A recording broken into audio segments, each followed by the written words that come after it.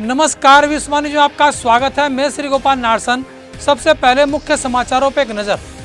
Corona संकट में भी जारी है प्रधानमंत्री आवास का निर्माण कार्य। मराठा आरक्षण को सुप्रीम कोर्ट ने किया खारिज। शादी में 50 के बजाय 200 मेहमानों को जुटाना पड़ा भारी, दूल्हा समेत कई हुए गिरफ्तार। बेमौत मारे गए 5 मरीजों को न्याय कौन देगा, यह सवाल उठा रहे हैं पीड़ित परिवारों के परिजन। उत्तर प्रदेश सरकार ने लॉकडाउन 10 मई तक बढ़ाया। अब खबरें विस्तार से। सेंट्रल विस्टा प्रोजेक्ट के हिस्से के तौर पर चिन्हित किए गए नए प्रधानमंत्री आवास का काम 2022 तक पूरा कर लिया जाएगा। इसके लिए नरेंद्र मोदी सरकार ने डेडलाइन तय कर ली है। लॉकडाउन में भी इस प्रोजेक्ट का काम न रुके, इसके लिए सेंट्रल विस्टा प्रोजेक्ट को आवश्यक सेवाओं के तहत रखा गया है। ऐसे वक्त में जब देश कोविड महामारी के कारण अस्पतालों, ऑक्सीजन, दवाइयों और जरूरी स्वास्थ्य सेवाओं का भारी संकट झेल रहा है, सेंट्रल विस्टा प्रोजेक्ट पर सरकार का पानी की तरह पैसा बहाना क्या उचित है? यह सवाल आमजन में चर्चा का विषय बना हुआ है।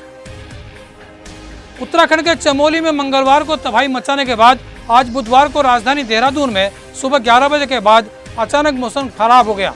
आसमान में तेज गर्जना के साथ हवाएं चलने लगी। कुछ देर के लिए झमाझम बारिश भी हुई, लेकिन उसके बाद धूप निकल आई। महाराष्ट्र सरकार की ओर से दिए गए मराठा आरक्षण को सुप्रीम कोर्ट ने खारिज कर दिया है। 5 जजों की संवैधानिक पीठ ने आरक्षण पर सुनवाई करते हुए कहा कि इसकी सीमा को 50% से ज्यादा नहीं बढ़ाया जा सकता। अदालत ने 1992 के इंदिरा साहनी केस में दिए गए फैसले की समीक्षा करने से भी इनकार कर दिया है। गुजरात के राजकोट में अनिल गुजराती को शादी में 50 के बजाय 200 मेहमानों को बुलाना भारी पड़ गया। गाइडलाइन तोड़ने के जुर्म में पुलिस ने दूल्हे को हिरासत में ले लिया। पुलिस ने दूल्हे अनिल, उनके भाई, दुल्हन के पिता, शादी करवाने वाले पंडित, वीडियोग्राफर, फोटोग्राफर और कुछ कुक को भी गिरफ्तार किया, जिन्हें 4 घंटे बाद जमानत मिल पाई और तब जाकर शादी हुई। रुड़की के एक नर्सिंग होम में भर्ती 5 मरीजों की ऑक्सीजन खत्म हो जाने के कारण हुई मौत का जिम्मेदार कौन है, इसकी मजिस्ट्रियल जांच के आदेश मुख्यमंत्री तीरथ सिंह रावत ने कर दिए हैं। नर्सिंग होम व प्रशासन के एक दूसरे पर जिम्मेदारी का पल्ला झाड़ रहे हैं, लेकिन जो बेमौत मारे गए उनके परिजनों को न्याय कौन देगा, यह सवाल पीड़ित परिवारों के परिजन उठा रहे हैं। कोरोना के कारण उत्तर प्रदेश सरकार ने लॉकडाउन बढ़ा दिया है। अब 10 मई की सुबह तक लॉकडाउन जारी रहेगा। इस दौरान टीकाकरण और सेवाएं जारी रहेंगी। आवश्यक सेवाओं से जुड़ लोगों के लिए भी पास जारी करने की व्यवस्था की गई है। अब खबरें सहारनपुर से। 49 सदस्यों वाली जिला पंचायत में किसी भी पार्टी को पूर्ण बहुमत नहीं मिला है। 3 दिन तक चली जिला पंचायत मतगणना के परिणाम बहुत कुछ साफ कर गए हैं। बसपा एक बार फिर सबसे बड़ी पार्टी साबित हुई है। हालांकि उसे 9 सीटों का नुकसान भी हुआ है। वहीं भाजपा 14 सीटें लेकर दूसरे नंबर पर है। कांग्रेस को 8 सीटें मिली है। पहली बार भाकी और असपा ने खाता खोला है।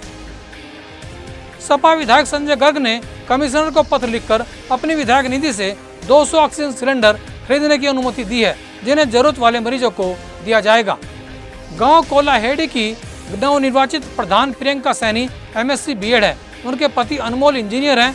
पंचायत चुनाव के लिए नौकरी छोड़कर पत्नी को प्रधानी के चुनाव में उतारा और विजयी दिलाई। उन्होंने ग्रामवासियों को शुद्ध पेयजल उपलब्ध कराने व बारात घर बनवाने का वायदा किया है।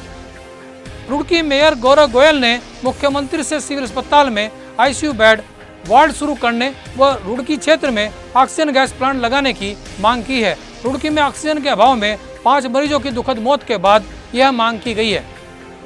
रुड़की सिविल अस्पताल में भर्ती कोरोना के 37 मरीजों और उनके तीमारदारों की जान करीब 1 घंटे तक अटकी रही। सिविल अस्पताल में ऑक्सीजन सिलेंडर की कमी होने के कारण मरीज और उनके तीमारदार परेशान हो गए। एक समय मात्र एक ऑक्सीजन सिलेंडर से सप्लाई हो रही थी, लेकिन संकट बढ़ने से पहले ही ऑक्सीजन सिलेंडर पहुंच गए। तब सबने राहत की सांस ली। उत्तर प्रदेश उत्तराखंड खबरों के लिए बने रहिए हमारे साथ। नमस्कार।